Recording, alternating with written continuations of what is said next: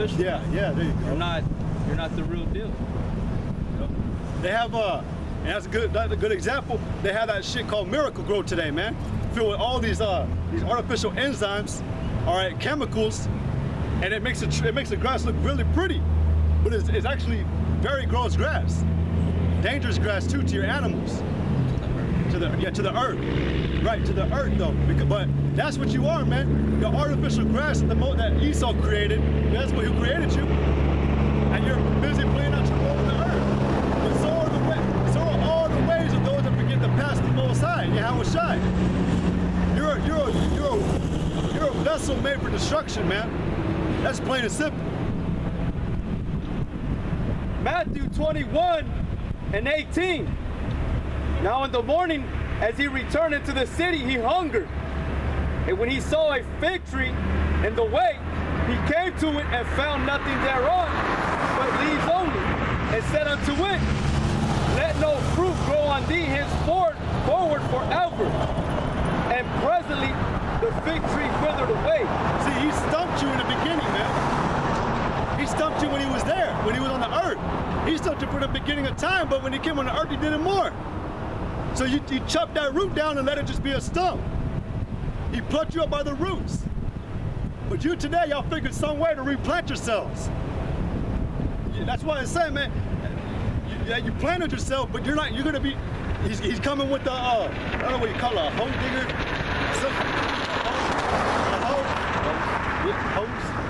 But it's a better one. We already know the Most High that when it comes to an obstacle, he already overcame it. He already knows how to get it out of the way. So he's coming with those missiles, ICBM missiles, nuclear missiles, 200 million in fact. All right, those are that's the hoe that he's going to use to get you out. This is Matthew 3:7. But when he saw many of the Pharisees and Sadducees come to his baptism, he said unto them, O generation of vipers, who hath warned you to flee from the wrath to come? Bring forth therefore fruits meet for repentance, and think not to say within yourselves, we have Abraham to our father. For I say unto you that Yahweh is able of these stones to raise up children unto Abraham. And now also the axe is laid unto the root of the trees. Therefore every tree which bringeth forth not good fruit is hewn down and cast into the fire. And y'all people have seen that in movies, man. You see when they came with an axe, when they're farming or harvesting, they come with the axe. It's not even that big of an axe either. It's a simple axe and they just chop it down like with one hit. Not even using any strength. Going back to the one in Job, right, where you read about to get all the paths on the side. Job. That's why you said when you lean your hand upon your house, or you try to dwell it, it's not gonna stand. The Most High, it's not gonna take that much to take you out of the way, man. You're just set, and you're blocked today to be unmovable at this time. We can't move you out of the way because the Most High hasn't came back yet. It's going to take the Most High and Yahweh Shai to take you out of the way because everything has to be done in order, man. We can't bring vengeance upon our own selves, man, or we can't put out our own vengeance. The scripture said, vengeance belongeth unto the Most High. That's why you're not being moved and you cannot believe today, man. That's the only reason. That's the only reason you can stand and these demons uphold you today. Otherwise, the Most High can come through, and it is. Yeah, people are slowly dying, but there's going to be a time where he's just going to get a long-ass machete and just take a lot of roots out one at a time. This is Matthew 13:24. Another parable put he forth unto me, saying, The kingdom of heaven is likened unto a man which sowed good seed in his field. But while men slept, his enemy came and sowed tares among the wheat and went his way. But when the blade was sprung up and brought forth fruit, then appeared the tares also. So the servants of the householder came and said unto him, Sir, didst not thou sow good seed in thy field? From whence then hath it tares? Right, and going back real quick to that other scripture in Matthew, where we're talking about good fruit. The scripture said, or it said, a good tree cannot bring out bad fruits, and a bad tree cannot bring out good fruits. So that's why the man is asking, did you not sow good seed? But look what happened. Esau came into the picture, and he became, or the wicked is the one that how does it say? The wicked is the one that laid that snare. He said unto them, an enemy had done this. The servant said unto him, Wilt thou then that we go and gather them up? But he said, Nay, lest while ye gather up the tares, you root up also the wheat with them. And that's talking about Israel or as the world and the earth, the field, the world. The tares are the Israelites, or they're not Israelites, but they may look like Israelites. Okay, and those are the tares that are crept in unaware. Verse 30. Let both grow together until the harvest. And in the time of harvest, I will say to the reapers, gather ye together first the tares and bind them up in bundles to burn them, but gather the wheat into my barn. It's a lot easier to do a harvest when it's done, when the harvest is ready, when it grows. Because when you grow, man, everything is weak. All right, you can accidentally pluck up a good root. All right, so you gotta wait till it grows out to where you know you can go in there easily and kind of tread down certain parts. You know to stand. Pick out. Yep. Yeah, you know which was to pick out. And also too, man, yeah, because when it's done growing, it's also very clear to see what's good and what's not. You got corn. Yeah, go ahead. Then you know what is a tare and not a, you know if it's a tare or not a wheat. If it's wheat or tare, or a weed. And then you know that it's a wheat, then you're not gonna pluck that up. You're gonna pluck out the weeds, the tares that are around it, and bundle them up, like I said, and throw them into a fire. And also the reason I brought out this parable is because it's identifying as people as being as plants or trees. Okay? I'm gonna jump down to the breakdown. Matthew 13 and 36. Then Yahushua sent the multitude away and went into his house, and his disciples came unto him, saying, Declare unto us the parable of the tares of the field. Right. He answered and said unto them, He that soweth the good seed is the Son of Man. The field is the world, and that's the world of Israel. The good seed are the children of the kingdom, but the tares are the children of the wicked one. The enemy that sowed them is the devil. The harvest is the end of the world, and the reapers are the angels.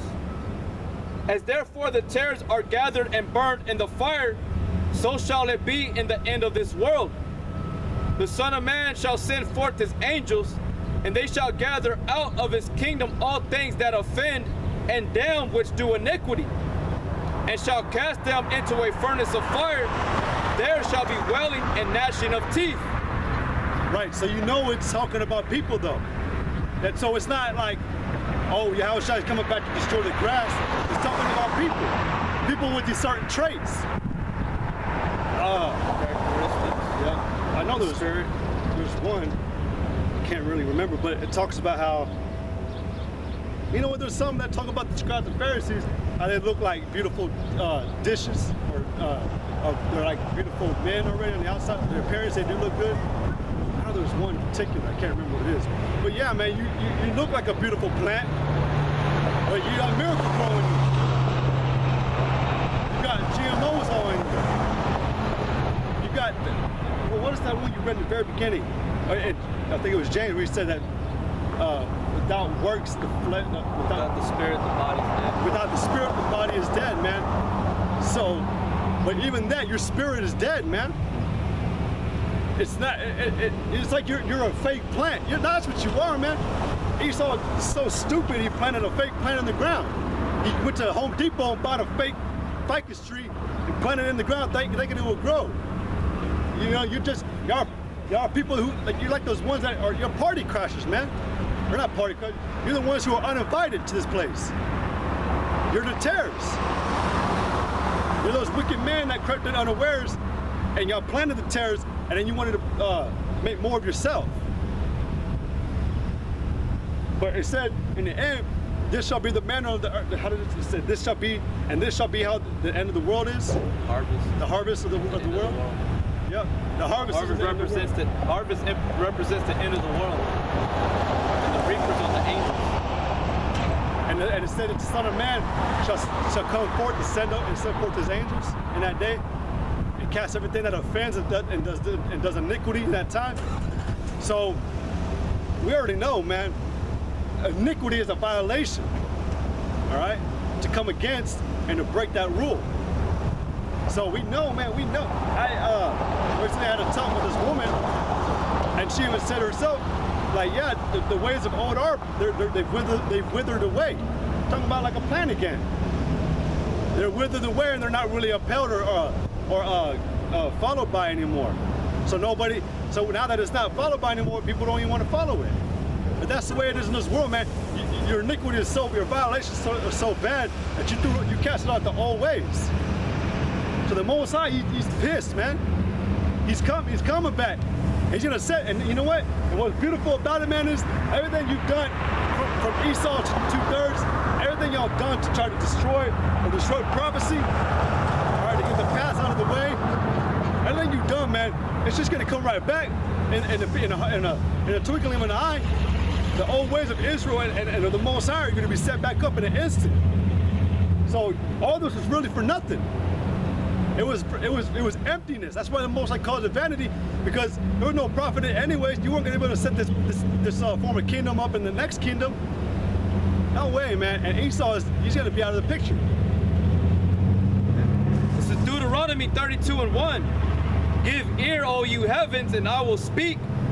And hear, O earth, the words of my mouth.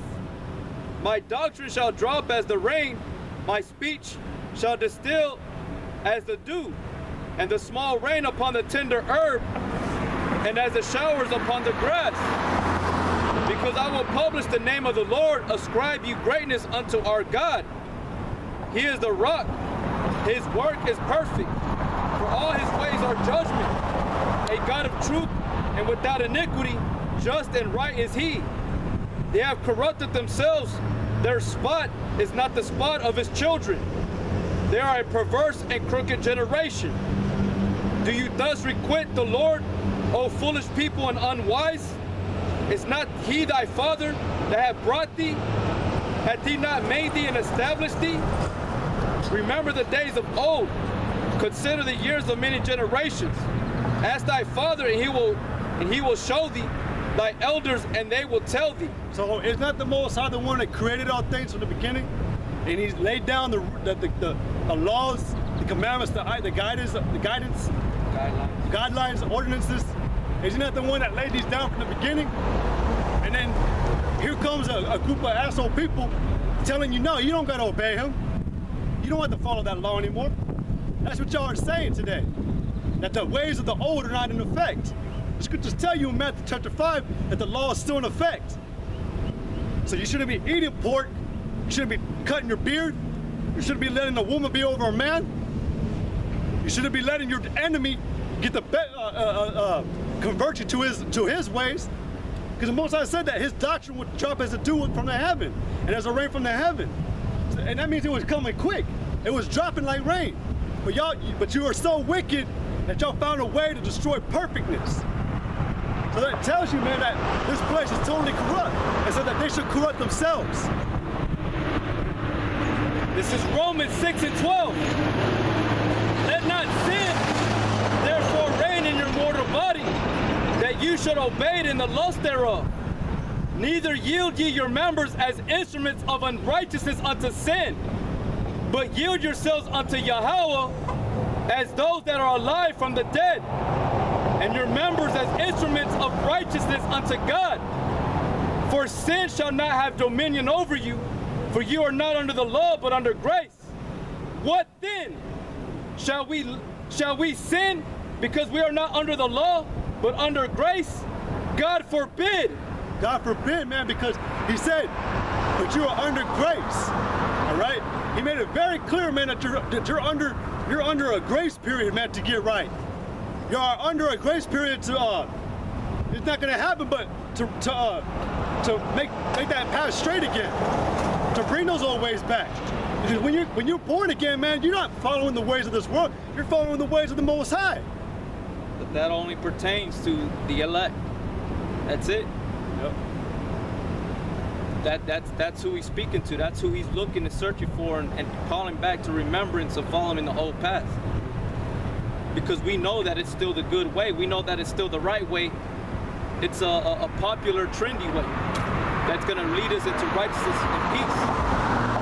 Not the ways of, here in America, you got every which way you go. And at the end of it all, it's going to lead you to destruction. This is the only thing that can lead you to life. This is 2nd Esdras 9 and 9.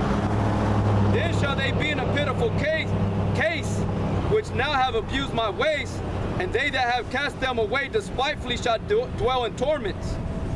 For such as in their life have received benefits and have not known me. And they that had loathed my law while they had yet liberty, and when they had yet a place of repentance was opened unto them, understood not, but despised it. The same must know it after death by pain. Yep. And real quick, man, I was just thinking about it. You know, when I was younger, my father used to put me in timeout, or he would whoop me, but then he would put me in timeout instead of timer. All right, it could have been 5, 10, or 30 minutes timeout.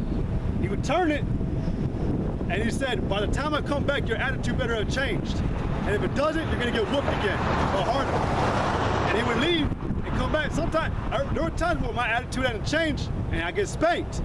It's like that, man. He gave you a timer. He set the time already because we know there's a certain set time he's coming back. And he said, this is what's gonna happen when I come back. And if it hasn't changed, you're gonna bear that punishment. That's the Most High, man. And he set that judgment, man. What is that one? 2nd Esdras chapter 9, where it said that he commanded all, or he said that he instructed them to not commit unrighteousness, or he said that all under the law, go forth to be not unrighteous. You know what I'm talking about? 2nd Esdras 9? I believe so, or where it said, 7? I think it's, 7, chapter. 2nd Esdras 7? Yeah, 7. I thought it was 21. Yeah, that's yeah, go ahead. 2nd Esdras 7 and 21. For God hath given straight commandment to such as came, what they should do to live, and even as they came, and what they should observe to avoid punishment. Right, but so the Most High, he gave you straight. He said, if this happens, that's why I was trying to get that one you read in Jeremiah earlier, which said, when they asked, what shall we do from here? We've gone away from you. And the Most High said, I have set them for life, and them for death. There's no in between, man. You're gonna bear the punishment that you want to do.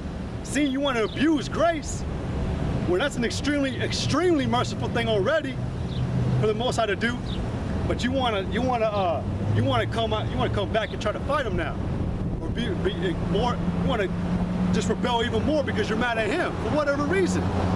Well, because you didn't get your way in your previous life, or however it is. But the one I was actually looking for was in Sirach chapter 17. It said 17 and 14. Sirach 17 and 14. Yep. And he said unto them, beware of all unrighteousness, and he gave every man commandment concerning his neighbor. Right. So he said, beware of all men of all unrighteousness, man. So you're not allowed to sin. That tells you that Sirach 15 and 21. That he has never given any man license or permission to sin. Never, not to reenact it, so you can try to give them a good example of how it should be. It's like I was watching a video from a brother that made a video 2 years ago about the launches, or about Esau searching for the new kingdom of heaven. That's why he goes out to the heavens. What he said, he was making a good point.